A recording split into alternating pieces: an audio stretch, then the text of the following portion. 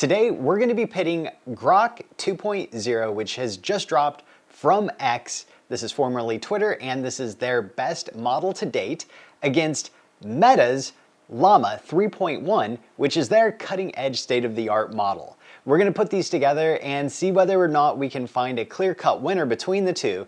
And I'm going to approach this from a less mathematical, heavy lifting, hard benchmarking standpoint and more a practical usability standpoint for an end user.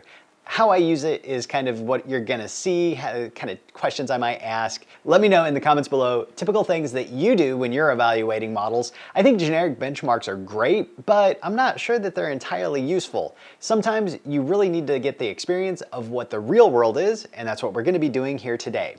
And before we get started on any of it, I'm gonna walk you through the steps of how to install Visual Studio so that you can actually run a Python application, all the things that you're gonna need to do that are associated with that, and then we'll be able to test out some code that is generated by each one of these models. So take a moment, go down below, drop your comment on who you think is gonna win. Do you think it's going to be Grok 2.0 or LLAMA 3.1? And we're gonna be using the new rig that I put together, which has been really good for testing on the 7dB. The 7dB fits inside the VRAM of these GPUs, and it is surprisingly fast.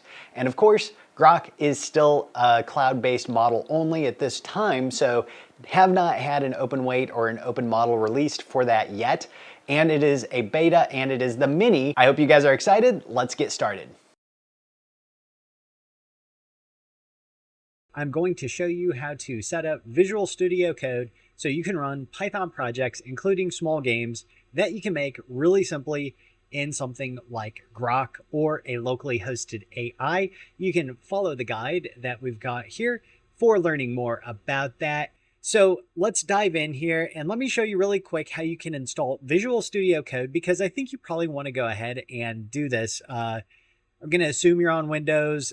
There's going to be different steps for different operating systems, but on Windows, you can follow along with these steps, and most likely that's quite a few people out there. Go ahead and accept the terms, install to that location. I'm going to go ahead and add those paths there, and why not create a desktop icon also. Next, I'm going to go ahead and finish. So after this, you can select your theme, and we'll just go with this theme, and then go down and click on Mark Done. The next thing that we're going to do is we're going to create a folder on our desktop where we're going to be placing any Python AI code. So we'll call it PyAI. Okay, close that by going File and Save As. Now I'm going to go to the PyAI folder on my desktop. And from here, I'm going to select Python. And the first one that we're going to do is called Flappy Block. And this is going to be a Flappy Bird clone that is just going to be with basically blocks. And we're going to see if it can one-shot get it. Click on Save there, and it's going to tell you that you need to install the Python extension. So yes, click on that. It'll automatically start installing. It'll take just a little bit of time to get it done here. And I would also recommend now is not a bad time to go and look for pip, and go ahead and click install on that also. Go back over here, click on select interpreter, and select from the download here, Python is not installed. Click for instructions. It'll open up the Microsoft Store, and you can just click get on this. That way it'll be pretty up to date with whichever version you're running in Visual Studio Code and also what is on your Windows machine. I wouldn't necessarily go this route if you have a Windows 10 machine, but I think it'll work out best for a Windows 11 machine for somebody who's not a professional developer especially. So next we can go ahead and close this down. Over here in Grok, we're going to ask Grok to create a video game for us. I've pre-created a couple of questions that I think are pretty decent that can show some of the capabilities, and we're going to compare that and the output of it to the LLAMA 3.1 newest meta release. The battle of the cloud and the local, but also the battle of the two social media giants out there. They both have access to tremendous language sets of natural conversations happening on both of their platforms. Maybe some are a little more natural than others, but definitely both of them have a huge set of data that they would have been able to use for running some of these tests that we're going to get in here today. And so the first thing that we're going to do is take a very, very simple prompt, and we are going to also give it guidance. You are an expert Python developer. Create a Flappy Bird game clone called Flappy Block Extreme in Python. And let's see whether it can one-shot it. So far, looking pretty good. I would suggest that this is not very performant. This is the Grok 2 Mini right now that we're running. Hopefully the Grok 2 is not far off. And I really hope that they are open sourcing as well their weights as well as their model at some point here in the near term. All right, let's give this a shot. And Pygame is not running. So we need to go back over to the terminal here and do pip install Pygame.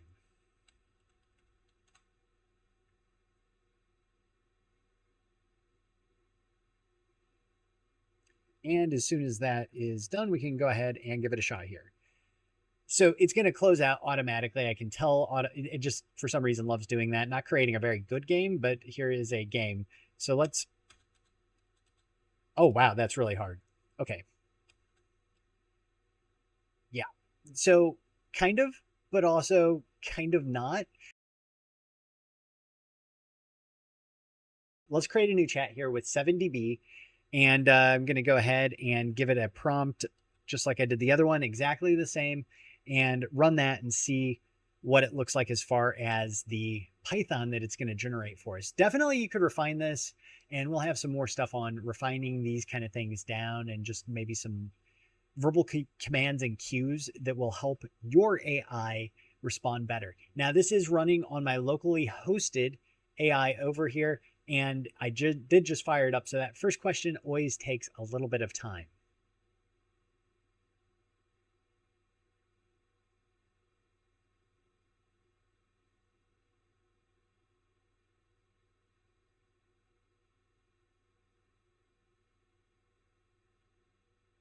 I would say they're roughly in the range of the same speed each as well. And let's take a look at what that was here. 17.85 tokens per second for the response prompt on the 7dB. And I'm going to copy the code, come over here, and paste it in.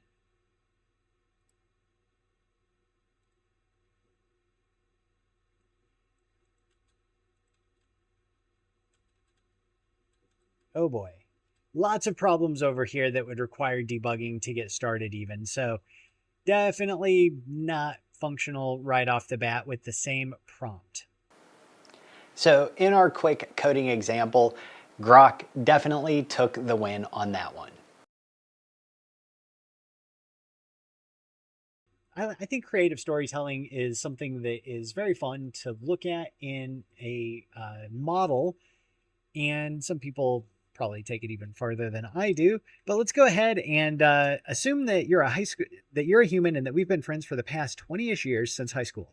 You are now 35 years old, and I'm 36 years old. Recall a funny story from when we ate at the cafeteria our freshman year at community college after we graduated from high school. Fill in any gaps creatively and be succinct in the storytelling. So how succinct can it be? And its version of what succinct is sometimes matters almost more than anything else, because definitely you have with Grok and with any of the models that I've ran into out there, you have a thread of creativity that is very, very hard for them to be not verbose in creating. They usually love going overboard. And it looks like, yeah, the story is, oh man, remember the time at community college cafeteria we decided to live a little dangerously with our food choices? We were broke, right? So we pulled our change and decided to go for the mystery meat day.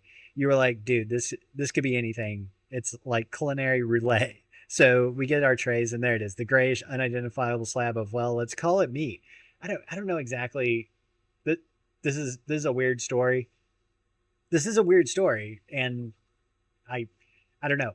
I don't think it's doing a very good job of a funny story, necessarily telling the funny story.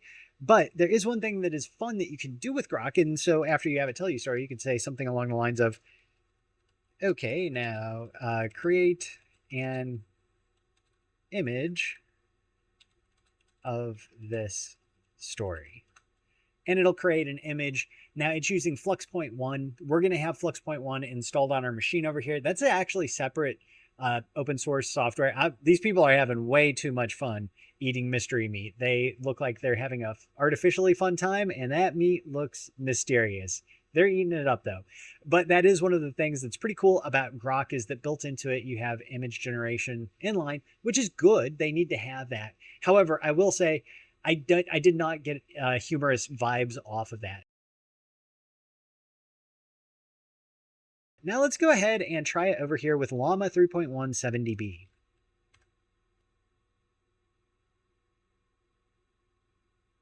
Trying to look cool in front of some girls at our psychology class. Giant plate of what looked like spaghetti, but was actually some weird cafeteria version of chicken fettuccine Alfredo. As you were twirling your fork around with this massive serving of noodles, you get up to grab a drink from the fountain machine. Meanwhile, I'm sitting there trying not to laugh at the absurdity of it all. Just as you're walking back to your drink, you trip on an uneven tile on the floor and faceplant right into your plate of fettuccine. It's like something out of a cartoon. Noodles everywhere, all over your clothes, in your hair. I mean, it was even stuck to the bottom of your shoes. The whole cafeteria erupts in laughter at this point. People were pointing, taking pictures. It was like you'd become some kind of instant celebrity. I think it does a little bit better job. Neither of them are what I would call succinct. So I'm going to score both of these as a fail, because this is not what I want for interactive LARPing or story time. It's just me. So as far as creative storytelling, I think both of these are going to strike out. Unfortunately, they just did not move me to anything even close to laughter. And as far as being able to hit the ball out of the park, neither one of these were even close. These were definitely strikeouts.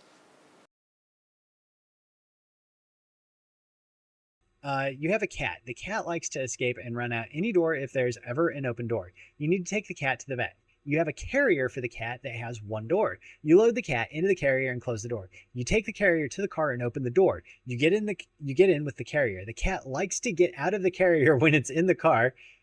I don't know how you figured this out, but I've actually experienced this. So you open the carrier door and let the cat out during the drive. When you get to the vet's office, you put the cat back in the carrier.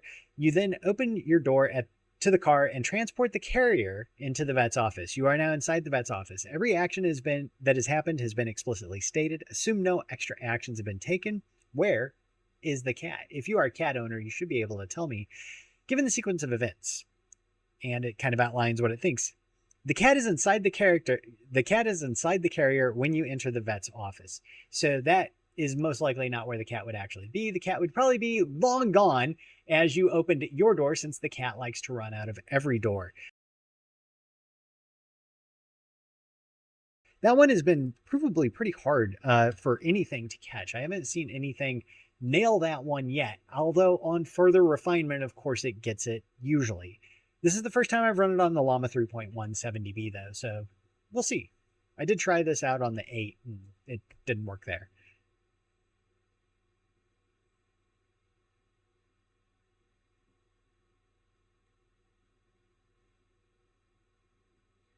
So it looks like there is a subtle issue. When you transported the carrier into the vet's office, you didn't explicitly close the door to the car. This might suggest the cat could have potentially escaped from the car while it is being transported into the vet's office, although this would be a bit unexpected, which actually it would not be unexpected at all. If you have a cat, you know that that cat is going to bolt if you make this kind of a weird decision choice.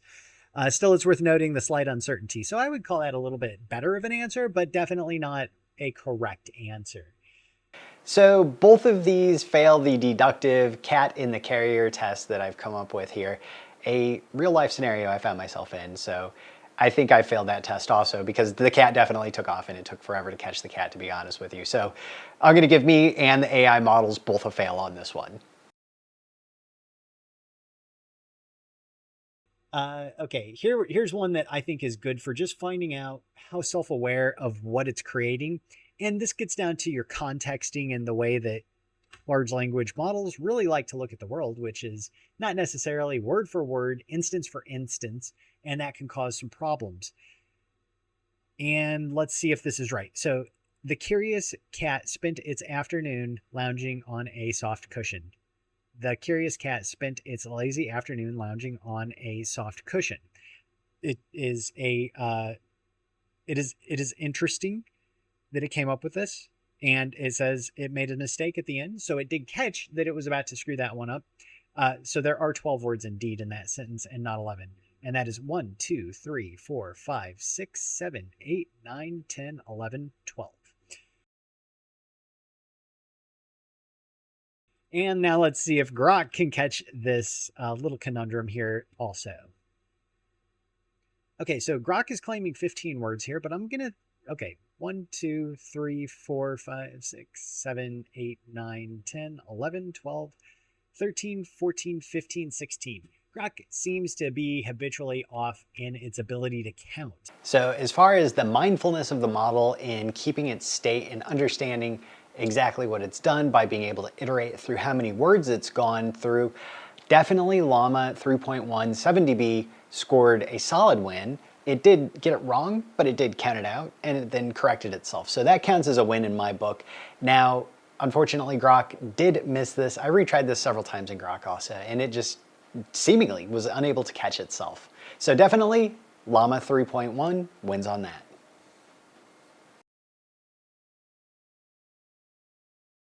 This one's a classic. So 420.69 or 420.7, and which number is bigger? And so we've got 427.7 is the bigger number, and indeed it is the bigger number. Let's see if AI can catch this one also. I give it the prompt, you are a mathematician, because you would need to totally not be a mathematician to get that.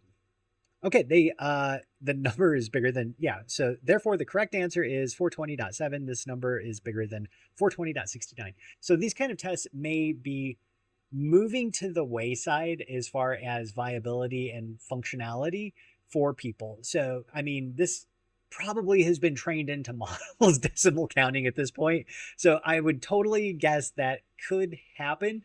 So both of the models were able to correctly assume that 420.7 was larger than 420.69. So they both win on this one.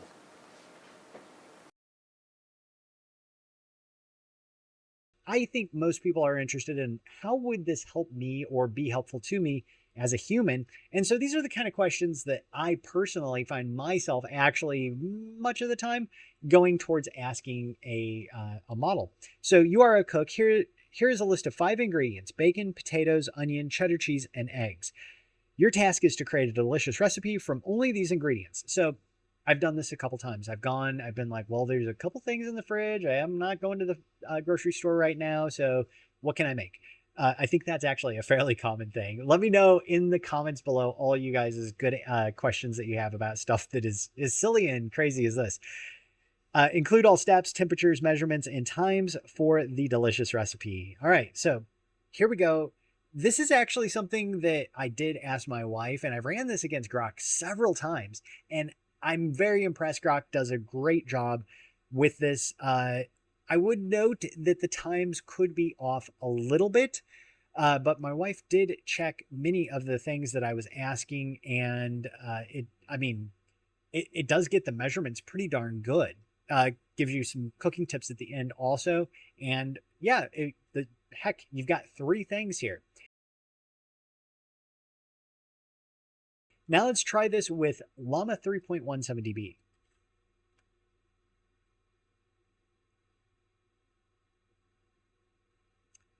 Give serving size also. Did Grok give serving size? Let's see. Grok did not give serving size. That's actually a nice addition. Bacon, potato, and cheddar frittata. Okay, I know how to cook those. 375 is about right. Yeah. Sauteing the onions and potatoes 7 to 9 minutes, medium heat. Okay. Bacon tell set 18 to 20 minutes. And setting an alarm for 20 minutes and checking it is probably a good thing. Let's see if it gives you a tip on checking whether or not it's ready. Experiment with different types of cheese, of course. Now it did add in here, add some diced bell peppers for extra flavor. Yeah, that is actually a great idea. And did invoke anything that it did not include. It doesn't look like it did. It doesn't look like it did at all. So yeah, it actually stayed within the confines quite well. Let's say they're both pretty good here. It looks like to me they both are medium heat, adjust amount of ingredients, cook 15 to 20 minutes. That's for the potatoes only. 5 to 7 minutes for the onions. It would be better to combine those. Let's see. Does not give me a cook time for the eggs. Well, total cooking time will be around 30 to 40 minutes, including prep. So I don't really make bacon and cheddar hash with eggs, though. So maybe that comes out good. You tell me in the comments below. So as far as a creative recipe from limited ingredients, I think they both actually win here. And I do like the addition of the serving size that we got from Grok, so maybe that's a stronger consideration. But I think that the steps that we got and the additional suggestions were a little bit better from the LLAMA 3.1.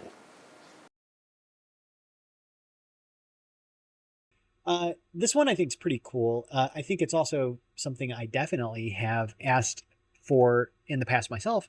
And this one was gearing towards spending a specific amount at a grocery store and being able to eat for a week. Maybe you outline you're a single person. I don't currently have any food ingredients. Your task is to create me a shopping list and a meal plan for every meal on every day of the week. Target a healthy caloric daily level for a 40-year-old male. Include a recipe for each meal with measurements, instructions, preparation times, and temperatures and cook times. So given the constraint, it has produced this list here. Let's see if it's continuing on and giving me a decent plan for what I'm cooking. So breakfast, Greek yogurt and berries and granola. Okay, did it actually recommend granola? It did. Now, those prices look a little bit cheap to me. I don't know if it's gone shopping recently, but yeah, those prices are definite. Almond milk, I'm not going to be able to find a gallon for $3.50. I can tell you that. And a 6-pack of eggs. It's a surprising choice. Let's see if we can catch it on the eggs there.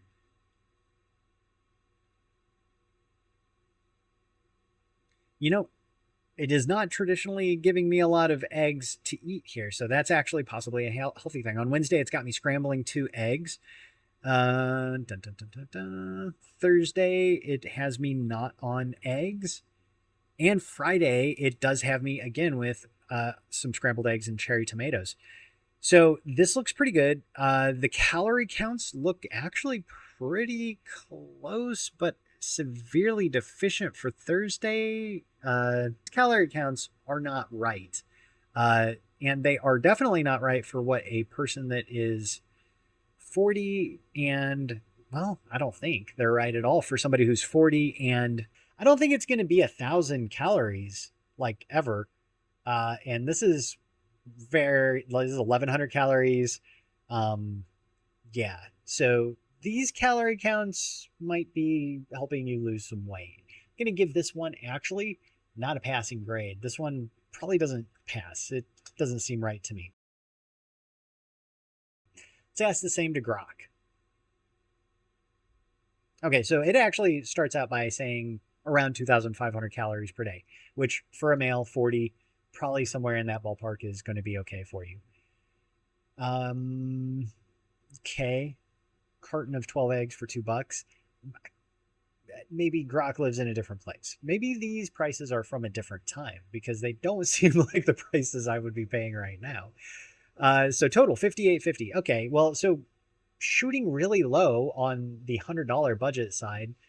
Okay, I guess that can work, kind of. Not giving me caloric information around each one of these meals. So that was something that would have been nice to have. Let's see. So measurements, instructions, preparation times, temperatures, and cook times. And, you know, these are not very verbose. As a matter of fact, this is pretty bad also. So as far as a budget shopping list for the week, targeting a healthy weight for an average male of 40 and with a given budgetary constraint, both of them unfortunately fail on the one-shot take. However, both of these would be, with some further refinement, able to probably get you across the finish line. They fail for different reasons, which I thought was attributable or something that was worth noting. I would say the LLAMA 3.1 definitely came much closer. This is a real world thing that I definitely ask for shopping lists, recipes, ideas on random ingredients that I have that I'm like, when am I ever gonna use olive blank? So definitely the LLAMA 3.1, however, would be starving you at about 1,100 to 1,200 calories per day. You would experience rapid weight loss, but I don't think that falls into anything that would be defined as normal, so it failed to context normal, healthy caloric daily intake. Whereas Grok 2 explicitly knew and acknowledged that the caloric daily intake should be about around 2,500 calories. It then proceeded to give me almost very similar recipes that probably would have ended up somewhere in the same ballpark. That one did not give me summaries of each meal, the calorie counts on it. So it did also give me very inadequate preparation instructions. Looking through those, I definitely would not have been able to follow along. So that would have taken much more work to get something workable out of Grok, in my opinion, on that one. Slight win for LLAMA 3.1, just enough to push it over the edge. This next one's going to be a physical fitness coach provided with a task of a 40-year-old male that's 6 foot, 200 pounds with a weekly workout plan that includes exercise name, exercise instructions, duration, repetitions of each exercise, expected calories burned to achieve a year-end weight goal of 186 pounds. Granted, I didn't necessarily say 1 year from this date. I said just year end. So is it counting from today to the end of the year? Would be indicated by, I guess, the date and whether or not it's got an accurate date. And I can tell you almost certainly that the LLAMA 3.1 may or may not have the accurate date based upon when you're pulling information in and how explicit you're being. Had a lot of trouble getting it to recognize that. I attribute most of that to DuckDuckGo's kind of bad search results. So that's one that I know already would fail. This actually looks pretty decent. I don't think you're going to burn 400 to 450 calories in most of these, but you're definitely going to get a pretty good workout from these. And you might even be able to specify things that are like, I don't want to have weights. I want to do free exercises with just body weight if you don't have a weight room or anything like that. And it does give you rest days here, so that's nice. Sunday, optional walking. Looks like Thursdays, light stretching and some yoga. Not sure you're going to burn 150 to 200 calories doing light stretching, but maybe yoga, maybe during that time frame, depending upon what moves you're doing. And it does hit you pretty hard at the beginning of the week. Upper body and cardio and core, lower body, active recovery, and a full body circuit on Friday, and cardio and flexibility on Saturday. Overall, not bad. Not bad at all. I'm pretty impressed. I don't think that it's coming up with accurate calories burned, to be honest with you. But I think this is pretty decent. Important notes. Let's see here. Warm up and cool down exercises are crucial for injury prevention and flexibility. Make sure to include them in every workout session. Okay, so gives you some decent warnings. Monday, chest and triceps. Tuesday, back and biceps. Okay, so this sounds a little bit more like a weight gain, like bulking up kind of a exercise plan versus a cardio and weight loss plan. Wednesday is a rest day. Thursday, legs. Sounds good. Again, these might be quite a bit higher for some of the calories that you're going to burn during these exercises, but you tell me what you think. Maybe it depends how hard you go. Friday, it looks like you are working out, and Saturday and Sunday both are rest days. So this is, I think, a little bit better because it also gives you something like for squats. Stand with feet shoulder width apart and hold a barbell or dumbbell at side. Lower body down into a squat, then push back up to a starting position.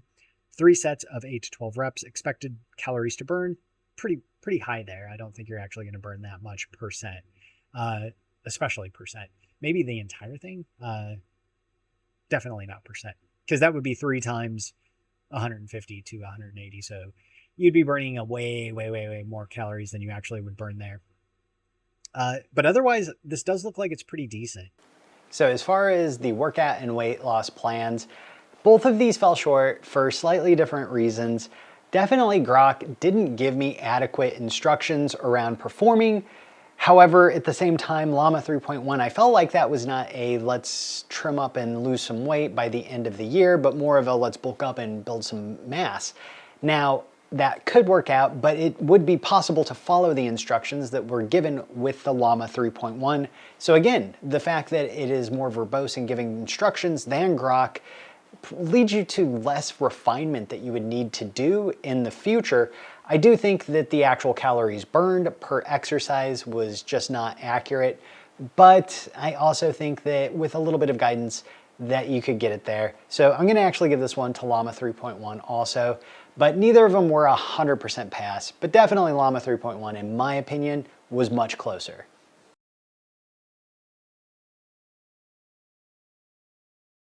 So something that'll be a constant recurring theme on this channel is your privacy. And I think this is going to become an even more important thing given the context of what we're talking about and the changes that are happening in the world related to you as a data point. So your privacy and how would you score your privacy in the context of something like a cloud-based AI becomes very, very hard to gauge. You could really only assume that they're maximizing you as a data point at that point in time.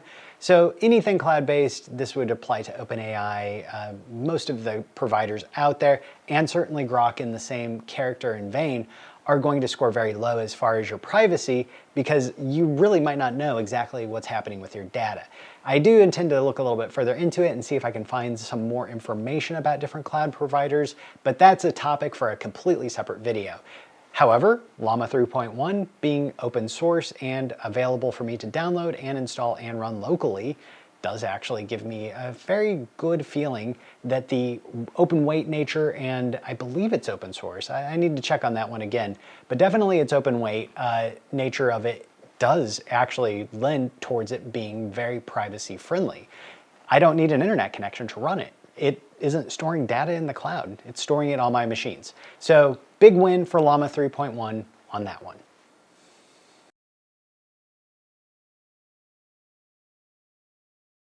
So who won? Was it Grok 2.0 or LLAMA 3.1? Definitely it was LLAMA 3.1 that won, and the reasons are, I think, pretty compelling why. Now, as well as being a local hosted and privacy friendly alternative to what you're gonna run into with Grok or any of the other cloud provided ones out there, it scored stronger in these categories. That's not a little bit of a lead, that's a fair amount of lead. I look forward to reading in the comments below what you think is important to test in though, so I definitely will respond. Drop your ideas about what you like to see as far as testing, as far as what you actually use AI for. Everybody have a great rest of your day. Be sure to hit like and subscribe, and I'll check you guys out next time.